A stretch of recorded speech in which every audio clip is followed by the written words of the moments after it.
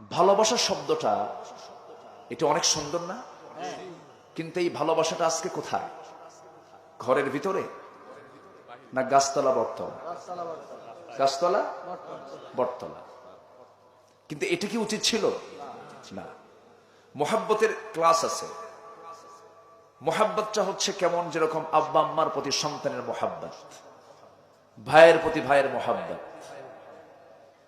এরপরে আত্মীয়ের প্রতি আত্মীয়ের মোহাব্বত, রক্তের সাথে রক্তের মোহাব্বত, স্ত্রীর সাথে স্বামীর মোহাব্বত, আবার ইমানদারের সাথে ইমানদারের মোহাব্বত, মোহাব্বতে তাবিঈ, মোহাব্বতে আকলি, মোহাব্বতে ঈমানি। একটা হচ্ছে স্বভাবগত ভালোবাসা, আরেকটা হচ্ছে জ্ঞান প্রসূত ভালোবাসা, আরেকটা হচ্ছে ঈমানি ভালোবাসা। মোহাব্বতে তাবিঈটা কি?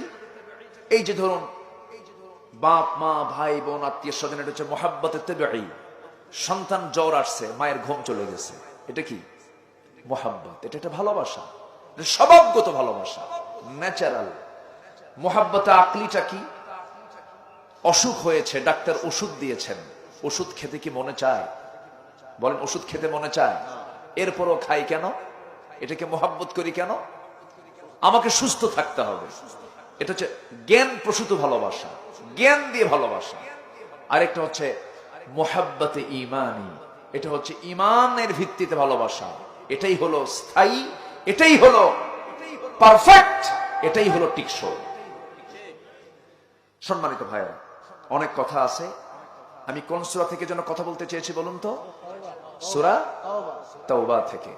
সূরাতুত তাওবার 24 নম্বর আয়াতে আল্লাহ তাআলা 8টা ভালোবাসার কথা বলেছেন, 8টা মোহাব্বত, 8টা শ্রেণী এখানে ক্লাস করেছেন। 8টা ক্লাস ভালোবাসার, মোহাব্বতের 8টা ক্লাস আছে এই দুনিয়াতে।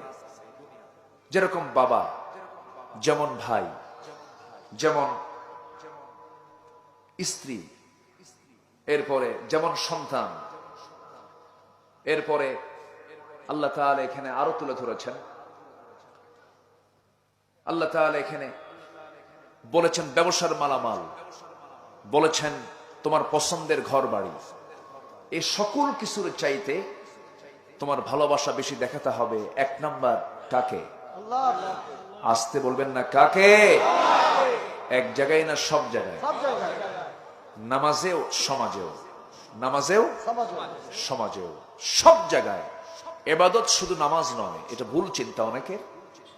নামাজ শুধু ইবাদতের নাম নয়, রোজা শুধু ইবাদতের